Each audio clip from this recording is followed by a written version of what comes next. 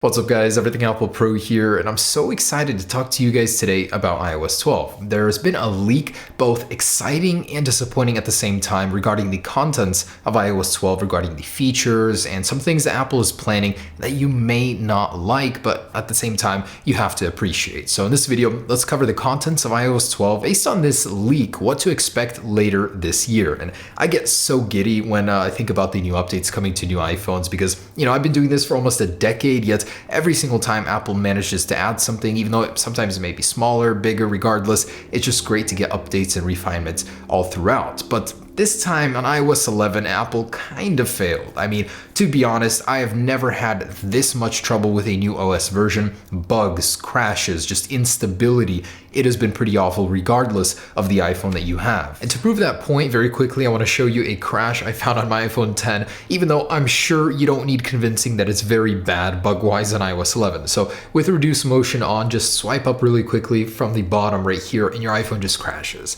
That's just one little tiny example as to why iOS 11 is terrible. So Apple's been making it better with these smaller updates, but this time around, Apple's got a new plan for iOS 12, and a lot of people aren't really going to like it, but I think everybody will appreciate it. And this is exactly what they did with iOS 10, a refinement update. An update that isn't so much focused on features, but focused on fixing what they broke in the first place and delivering the experience they should have had on iOS 11, now on iOS 12. So according to Ina Fried, the chief technology correspondent of Axios, this news site actually is reporting that some employees that were in a meeting which Craig Federici was heading are reporting that they now know Apple's plan for iOS 12, and it's a revised plan due to recent circumstances of the news, a lot of bugs, a lot of security issues happening. So Apple is taking a step back, stepping away from the features table, things that they'd like to bring iOS 12, and instead will be focusing on delivering an experience, stability. And that's something that I do appreciate. I want my iPhone to be stable, not crash, of course.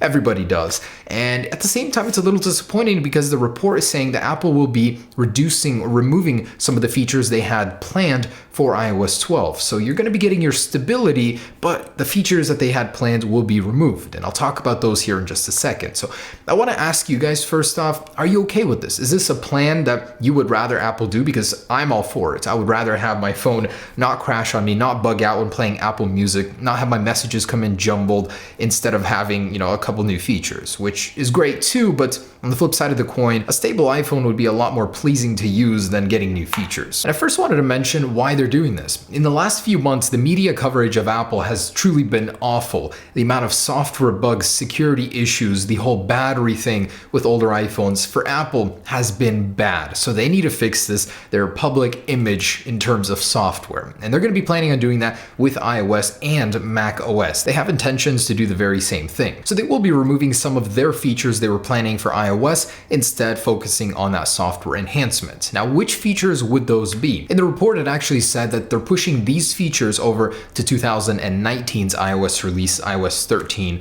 or whatever it might be called by then. In iOS 12, originally, it was planned to have a revamped home screen. So maybe redesigned icons, the way it looks would be a little bit different because it's been a bit stale. I mean, ever since iOS 7, we've basically had the same icons with a little bit of tweaks here and there on iOS. And there were plans to improve the core app experiences like on Mail, revamp it, maybe look-wise, functionality-wise, as well as the camera and the photo editing aspect of your phone. So possibly in-camera controls for changing the resolution, picture size, things like that, something that I would have really liked to have on iOS. So that will not be happening in iOS 12, as well as sharing experiences. So possibly something to do with the storage and sharing things in between devices, maybe some updates to AirDrop as well. And there were plans to refine the in-car interface, so CarPlay would have received a big upgrade. Very likely that there would be an on-iPhone version of CarPlay to where you wouldn't have to plug your iPhone into the car in order to get that interface. But at the same time, that's not confirmed. That's just something I'm guessing. But CarPlay would have got some refinements on its own. So which features did survive the cut and will be showing up in iOS 12? And you're not really going to like this. I mean, I didn't. There was nothing that really stood out to me. So first off, improvements to augmented reality. In iOS 11.3 already, Apple improved that. They introduced ARKit 1.5 support, and in iOS 12 they're going to be further enhancing that. So I really don't know what this means. Some more complicated support for certain surfaces maybe in iOS 12, maybe support for some sort of augmented reality glasses. Who knows? I mean, it doesn't really say, but that's not very interesting to me. But Apple will be improving that in iOS 12, and improvements to digital health and parental controls will be introduced as well. Pretty boring for me, but the health part I will take because I use it with my Apple Watch a lot, and I am interested in that more than parental controls. I personally don't have kids, but for parents, of course, that will be a great tool to have. And lastly, something we already mentioned, Apple will be improving the responsiveness and stability of their iPhones. So that will be one of the major selling points for iOS 12. And if you remember, on iOS 10, that was the very same thing. Apple said they would improve the storage, the battery life, and the speed of their devices. And I guess they did towards the end of iOS 10, it got better. Upon release, it was pretty bad. So I expect iOS 12 to be no different than iOS 10. It'll be kind of buggy, pretty buggy at first, and will improve towards the end of it,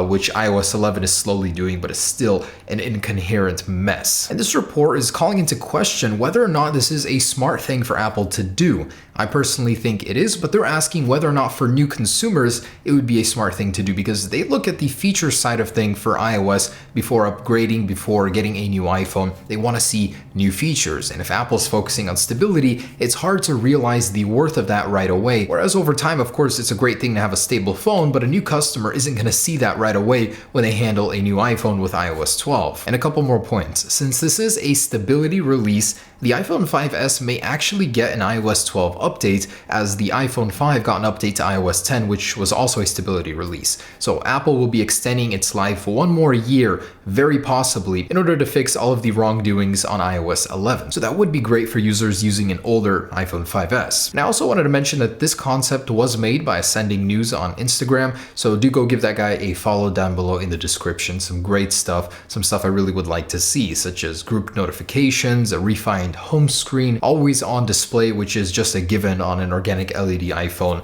the ability to lock your apps with Face ID or Touch ID, a simpler storage interface, ultra low power saver mode, which would be great for those emergencies, and a guest mode to lock out people that just want to borrow your iPhone real quick from many things. So that's the concept for iOS 12. A lot of things I'd like to see in the actual version, so there's that. Also, I wanted to ask you guys one thing. If you could tell Apple to include one thing in iOS 12, what would it be? The most important thing for you? Leave it down below. I actually really want to see this from you, because I will be making another video with some features I'd like to see in iOS 12, so please leave a comment down below about that. Anyways, some great and bad news. Let me know what you think. Thanks for watching, guys. iOS 12, we'll see you in June, like regular schedule. Peace.